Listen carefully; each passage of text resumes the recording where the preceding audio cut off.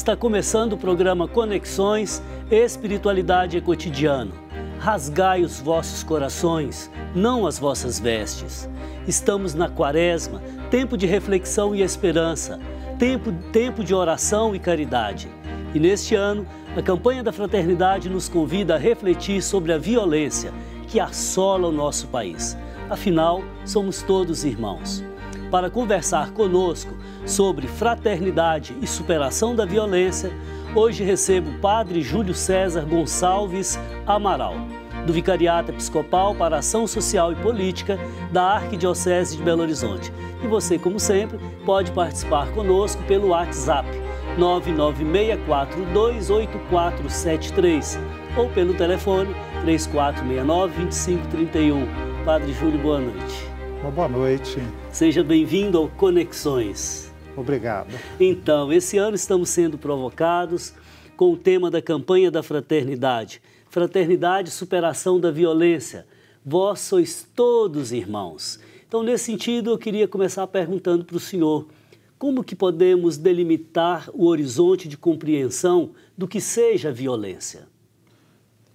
O próprio texto base, da campanha nos ajuda trazendo a definição da Organização Mundial de Saúde de que a violência é o uso intencional da força contra si mesmo, contra o outro ou contra algum grupo. Uhum. Então, é sempre um ir contra o outro. Nesse sentido, a gente pode dizer que a força, ela bem usada na direção do horizonte do bem, ela faz bem. Agora, quando ela excede, vai contra, como o senhor está dizendo, ela é destrutiva. Imaginemos, por exemplo, uma partida de futebol. A chegada de um zagueiro que defende o seu time com certa firmeza dá segurança à defesa. Mas se ele levanta as traves da chuteira, ou seja, está praticando a violência. Ele tem a intenção de atingir o outro. Agora, o senhor acha que o Brasil é um país violento? Muito violento. Aliás, eu acho que isso justifica a escolha desse tema da campanha da fraternidade para esse ano, porque embora se diga que o Brasil é o país da cordialidade, onde se aceita todas as diferenças, mas na prática temos visto o crescimento assustador de uma violência que se destaca com relação, por exemplo, a índices mundiais. Por exemplo, o Brasil ele tem apresentado um maior índice global de violência do que países onde existem guerras ou acontecem atentados terroristas. Os números são alarmantes e nos deixam muito preocupados. Nesse sentido, eu fico também, assim, às vezes meio indignado e muito apreensivo e reflito sobre a situação. Por exemplo, o número de assassinatos no Brasil durante um ano é em torno de 60 mil, ok? Sim. Número de mortes violentas no trânsito, em torno de 35 mil. Ora, são praticamente 100 mil mortes por ano. E, normalmente, nosso sistema midiático não dá tanta importância a isso. Quando dá, tem sempre um interesse de um lado, interesse do outro, e etc. E, às vezes, até para fazer a cabeça do telespectador. Sim, o Brasil ele representa 3% da população mundial, mas tem um índice de 13% de homicídios. Então, é muito alto. É muito alto. Eu estava lendo esses dias que, por hora, 5 pessoas são assassinadas no Brasil. Isso é demais. Ah, não, mas o Brasil tem dimensões continentais, é um país muito grande. Sim, mas a vida é para ser vivida. Deveria, vamos dizer assim, haver um sistema sociopolítico que garantisse a vida, um sistema educacional que nos levasse à cultura da paz. Então, Padre Júlio, você acha que o ser humano é naturalmente violento, que ele tende à violência? O ser humano ele não nasce violento. Ele traz consigo o impulso da reação, da agressividade. Penso que o desenvolvimento do ser humano, a educação que ele recebe, é que pode fazer com que ele aprenda a ser violento, se torne violento, né? Por isso, penso que a educação ela é fundamental nesse sentido, né? De ajudar o ser humano a lidar com os seus impulsos, né? Mas aprendendo também a ser cordial, a compartilhar a vida com o outro, né?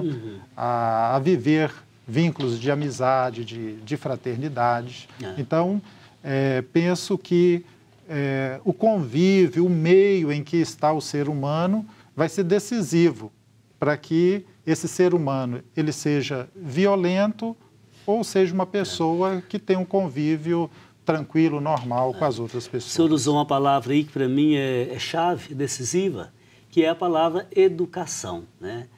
E é muito importante, às vezes, até entender a palavra, né? Educação vem do latim ou ex, quer dizer, indica movimento para fora, mais ducere, conduzir. Ou seja, é retirar da pessoa, é conduzir para fora as melhores potencialidades que ela tem. Então, dependendo daquilo que se faz na educação, nós podemos gerar seres humanos saudáveis, conviventes harmoniosamente na sociedade, ou podemos gerar animais, bestas, bichos, né? Exatamente. Porque o ser humano tem também a potencialidade, como o senhor falou, da agressividade e da força. Depende do que fazemos com ela. Agora, dentro do nosso sistema social, o que o senhor apontaria como causas da violência? Penso que, em primeiro lugar, as injustiças sociais, né? A desigualdade social é uma grande causa de violência, porque ela faz com que falte ao ser humano as condições básicas para o seu desenvolvimento, né? Que ele tenha uma vida digna, ele tenha o afeto dos pais, tenha saúde, tenha uma boa educação, né? Então, não existe paz sem justiça, né? A paz é fruto da justiça. Penso que, e isso podemos ver no nosso país, né? Essa grande desigualdade social, ela contribui para o crescimento e o fortalecimento da violência. Não que eu discorde do senhor, mas o senhor está falando, eu estou aqui pensando com os meus botões.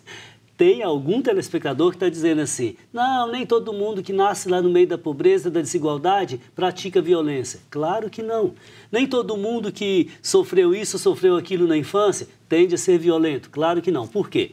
Quando nós falamos das ações humanas, nenhuma abordagem, nenhum tratamento das ações humanas em termos de ética é uma abordagem matemática. Ela não é precisa, ela é apenas aproximativa, porque a lógica ela não se aplica à ordem dos costumes.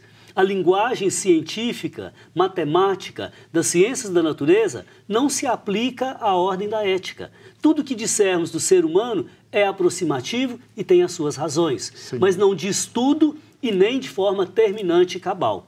Por isso, quando o senhor diz aí que, de fato, a desigualdade, a injustiça tende a gerar violência, e tende mesmo. O que mais? Depois eu gostaria de acrescentar também a cultura em que nós vivemos, né? Uma cultura muito individualista, né? Sem dúvida. Penso que a modernidade ela nos trouxe uma grande conquista no que se refere ao resgate da subjetividade. O valor do sujeito, né? Do sujeito, que às vezes isso ficava desconsiderado, ofuscado, né? Mas, por outro lado, nós caminhamos para uma subjetividade individualista, né? Então, hoje as pessoas estão muito voltadas para si mesmas, para o eu, e penso que nessa cultura estão perdendo a dificuldade de lidar com a alteridade, dialogar com o outro, entender o outro. Aliás, isso aí deve ser visto, né, deve ser lido nas redes sociais. Como que as pessoas são violentas? Nos últimos anos, então, parece que havia apenas duas tendências políticas no mundo, né, esquerda e direita. Não há vários partidos intermediários, vários outros horizontes, vários sonhos e etc. E as pessoas se agredindo pensando que tal partido, digamos assim, é agora a solução, ou que tal candidato vai ser a solução. Não vai. É preciso pensar mais a fundo, descer a fundo na história e no tecido da nossa constituição social como Brasil, né? E não praticar a violência com palavras, gestos e etc. Né? Exatamente. Aliás, o texto da campanha fala da violência como sistema, né? Sim. Porque a violência, ela não se refere simplesmente a atos pontuais, né? Mas existem estruturas que geram a violência, né? E aí o texto, ele vem justamente lembrar isso. Por exemplo, na história, né, do nosso país, o Brasil, há uma história desde o início de violência, né? Violência contra os índios, a escravidão. A escravidão, né? Os negros, né? Que eram trazidos da África e maltratados, e o pior de tudo, aquela ideologia de que o branco era o melhor, né, do que os outros. E penso que isso ainda continua presente nos dias de hoje, numa sociedade muito hierarquizada, né, em que privilegia, né, uma classe de pessoas. Algumas classes têm muito privilégios, né? Tem muito auxílio moradia, auxílio isso, auxílio aquilo, fruto do trabalho da grande massa. Isso tem que ser dito, né? E grandes massas de pessoas vivendo marginalizadas, né, dessa sociedade, sem ter participação direta nos seus direitos. E né? cada vez mais sem ter o direito de sonhar com um futuro melhor. Sim. Então vamos descansar um pouquinho. A superação da violência e a busca pela paz. Paz pessoal e também para com o próximo. Tem sido uma constante na sua vida? Então vamos conversar mais sobre isso daqui a pouquinho.